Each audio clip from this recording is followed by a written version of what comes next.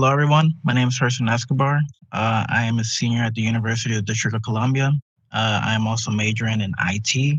My title for my project is called the VAST Challenge 2019 Data Analysis of the Disaster of St. Himark.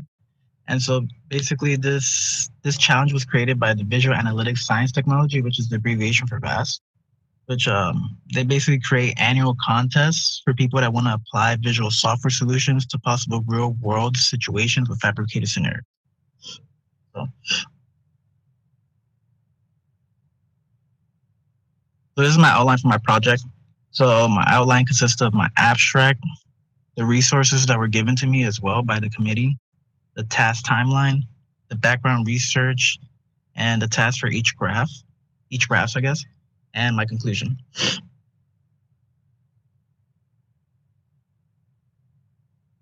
Okay. So my abstract. So this project focuses on solving the problem introduced at FAST Challenge 2019. So the main idea of the challenge is to analyze a fake earthquake data set in the area of St. Himark. The data set includes seismic readings, damage reportings, initial deployment data. And for analyzing the data, a visual analysis is utilized to analyze and compare the seismic readings of the quake, responses from the community, and background knowledge of the city.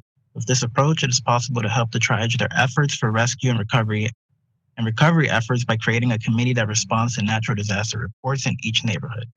Basically, to sum it up, my goal is to basically use all the information that was given to me by the vast committee and create a better understanding of the information while using visual software.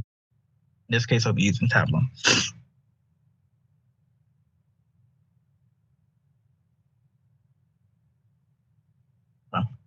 So this is the resource that were given to me. I had a data description file, which is basically a Microsoft file that basically provided descriptions of all the data fields that I'll be focusing on. And the later slides, I'll basically get more into detail about this. I also had a spreadsheet that consisted of the data sets with about more than 8,000 reports from every citizen in the city. I also had 2 shake maps.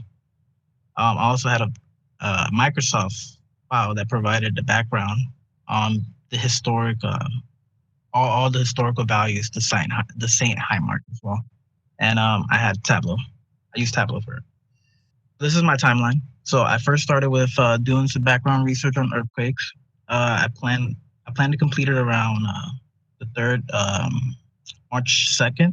I completed it around March 4th. I also wanted to focus on creating 3 separate graphs that represented the data analysis of the information. The first one represented the count intensities. The second one consisted of the average shake intensities. The third one consisted of the damage of the infrastructure. And my 5th item was to report and revise the project. And lastly, just complete the report by the end of the semester as well. And I managed to complete, well, I haven't completed yet the last one, but I managed to complete every single one of these. Here,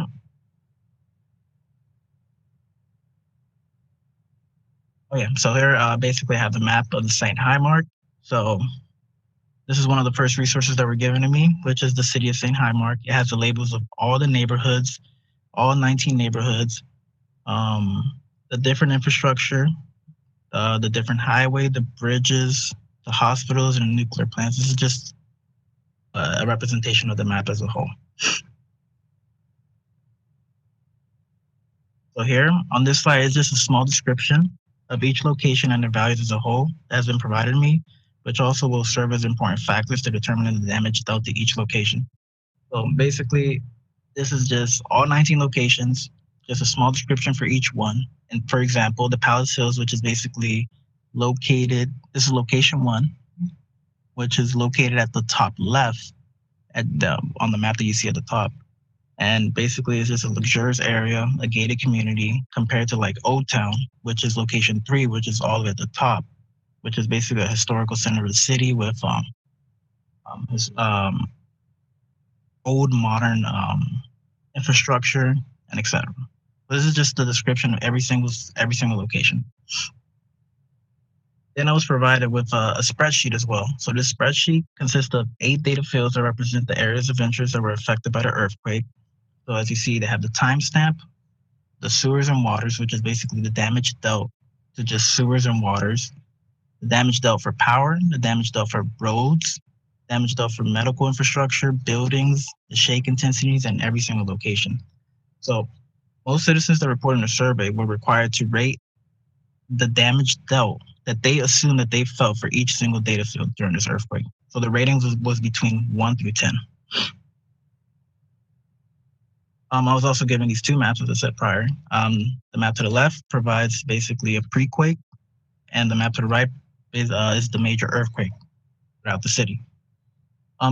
The map is color-coded with the damage dealt to each location, and at the bottom left, you see the legend is basically the rating from 1 through 10 that the people assumed as well.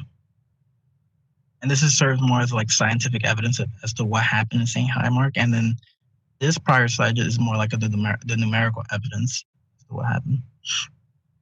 So using all this information, I decided to create 3 different graphs that looked into the reason for the damage done in the city. So for this one, for this graph specifically, I wanted to find out, okay, what are the locations of interest? Which location should I be focusing my project on?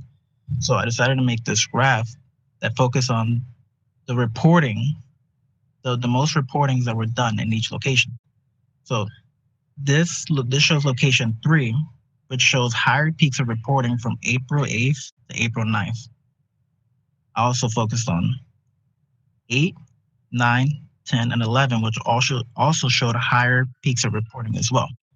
And so I then decided to focus, okay, what location had the least amount of reportings? So I decided to implement location 4 and also implement location 7. But this just serves as a reference as to what location should I be looking into. So secondly, I decided to just compare the average shake intensities from location 3, 4, 7, 8, 9, and 10, and 11, because the shake intensity in this case serves as the general damage dealt to the locations as a whole. So same thing, out of the rating of 10, location 3 received about an average rating of 4.9 out of 10. 4 is about 4.5 out of 10. 7 about 4.6 out of 10. 8, 9, 10 all have a rating of less than 3 out of 10. So I then decided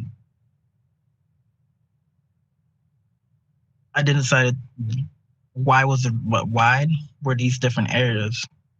Why did these different areas have so much damage? So I looked into the infrastructure reasons. So this graph just basically shows the average damage dealt to the specific infrastructure for each location. And based on this graph, location 3 was consistent. Location 7 was also consistent, and location 8, 9, 10, and 11 were consistent with the graph prior. However, I noticed right away that location 4 and location 9 were very different for the simple fact that location 4 reported higher shake intensity damage dealt than location 9. So I wanted to find out, well, why did location 4 report more damage than location 9? So that's where I decided to use the environment factors, the description that was given to me prior. So for location 4, it's basically a neighborhood of old single-family homes, and for location 9 is also an area for single-family homes. So both of these locations have similar infrastructure, but possibly had lesser amount of people reporting. So that was the problem here. So I noticed, well, how do I improve the recovery efforts? So I decided, I immediately assumed that the problem was the rating procedure done by the citizens themselves. Since the data set has a lot of null values and over 8,000 people reporting, I assumed that the process should be minimized and precise. So my goal is to basically implement a committee that responds to natural disaster reports in each neighborhood. That's my project. Any questions? Okay, questions, please.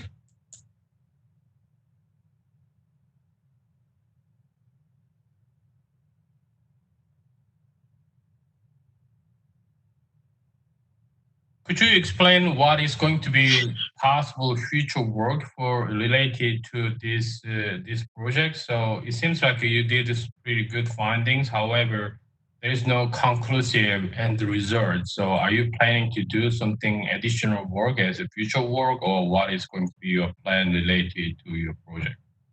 I could possibly do more research on it, but at the moment, I don't plan on doing more research. But if I were to continue this, I'll probably just look into the reason as to why, like the more factual reasons why location 4 and 9 were so much different than all the other locations. Because all I was able to assume from this was based on the description. I didn't necessarily have concrete facts, like for example, the demographics in location 4, the age of the infrastructure that was provided in location 4 and 9. So I didn't necessarily have specifics. I had to base it off just vague information that was already given to me. So. Okay, thank you. So any other questions, please?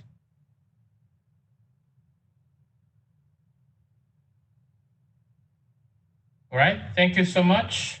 All right, thank you.